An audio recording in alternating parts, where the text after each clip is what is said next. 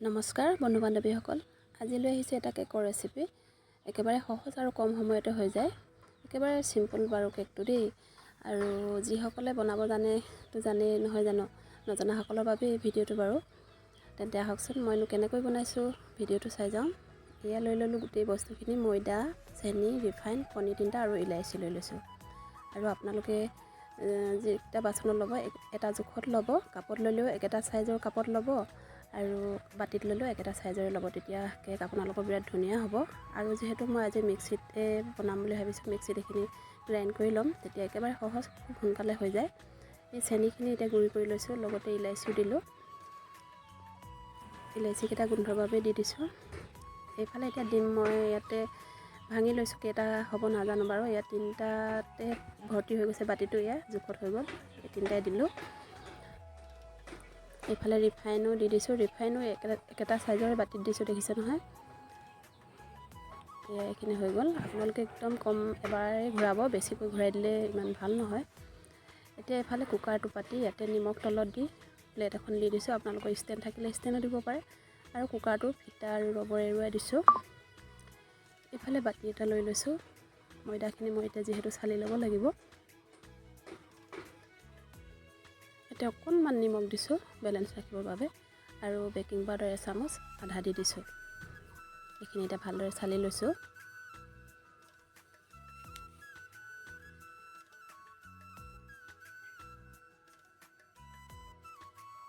এইখিনি এতিয়া যিখিনি ৰিফাইন, ডিম, চেনিৰ পেষ্টটো ইয়াত দি দিছোঁ।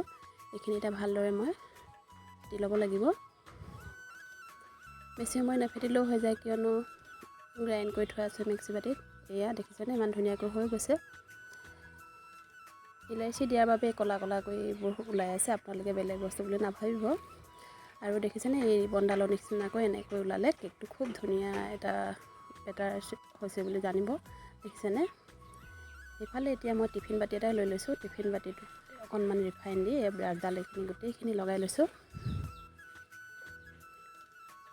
ইয়াতে এতিয়া অকণমান ময়দা দি গোটেইখিনি ভালদৰে মই মিলাই ল'ব লাগিব।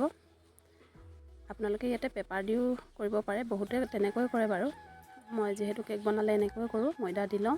ময়দা বা আটা দিলেও হয়, নিজৰ কথা। এয়া হৈ গ'ল, ইমান ধুনীয়াকৈ এইখিনি কৰি ল'লোঁ, দেখিছেনে। ইয়াতে কেকৰ বেটাৰখিনি ইয়াতে ঢালি দিম। সদায় কেকৰ বেটাৰখিনি বনাওঁতে চাব, এনেকৈ ৰিবনডালৰ দৰে অহা ওলাইছে নাই, এনেকৈ চাব, দেখিছে নাই। এয়া হৈ গৈছে। এতিয়া এইখিনি ইয়াতে লগাই দিছোঁ।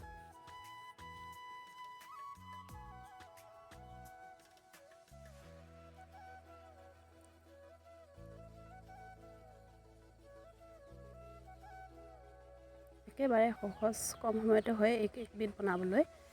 আৰু বনাবলৈতো সকলোৱে জানে নহয় জানো। মই যিহেতু কেনেকৈনো বনালোঁ তাকেই দেখুৱাবলৈ ভাবিলোঁ। এয়া হৈ গৈছে। এতিয়া বাতিটো অকণমান থপথপাই দিছোঁ। ইয়াতে অকণমান ওপৰত ড্ৰাই ফ্ৰুট দিম বুলি ভাবিছোঁ। এইখিনি এনেকৈ সৰু সৰুকৈ কাটি লৈছোঁ। কুকাৰটো যিহেতু গৰম হৈ আছে, এতিয়া বাতিটো বহাই দিছোঁ।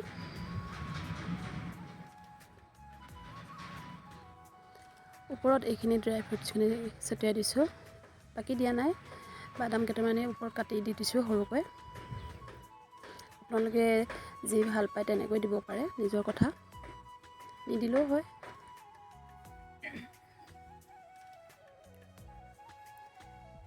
এইফালে এতিয়া 25 মিনিটৰ পিছত এয়া দাঙি চাইছোঁ, দেখিছেনে কেক কি ধুনীয়া হৈ আহিছে। মই এতিয়া এইডাল খৰিকাডালে এনেকৈ খুচি চাইছোঁ, ইয়াত কেঁচা বেটাৰ অকণো লাগি অহা নাই। আকৌ এবাৰ খুচি চাইছোঁ, দেখিছেনে। এনেকৈ আপোনালোকে খুচি চাব, যদি কেঁচা বেটাৰ লাগি নাহে তেতিয়া হৈছে বুলি জানিব। যদি লাগি আহে তেতিয়াহ'লে কেকটো হোৱা নাই বুলি ভাবিব। এইফালে এয়া মোৰ ৰেডি হৈ গ'ল। কেকটো মই নমাই আনিলোঁ। চাৰিওৰাউণ্ডটো এনেকৈ চাকুখনেৰে কাটি লৈছোঁ, তেতিয়া উলিয়াবলৈ একেবাৰে সহজ হয়।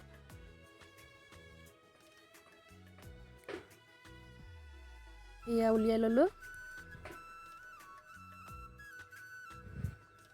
দেখিছেনে কেকটো কিমান ধুনীয়াকৈ এয়া ফুলি উঠিছে। এতিয়া কাটি চাওঁ। কেকটো কিন্তু মই গৰমে গৰমে ওলোৱা নাই, অকণমান সময় ৰাখি পেলাইহে উলিয়াইছোঁ। লগে লগে উলিয়াবলৈ অলপ অসুবিধা হয়। এয়া দেখিছে কিমান স্পঞ্জি হৈছে, দেখিছেনে? একদম কোমল চফ্ট হৈছে। এনেকৈ আপোনালোকে বনাই খাব, খুব কম সময়তে হয় আৰু কম খৰচেৰে হৈ যায়। ঘৰতে এনেকৈ আমি কেক বনাই খাব পাৰোঁ নহয় জানো? তেন্তে আজিলৈ আহিছোঁ।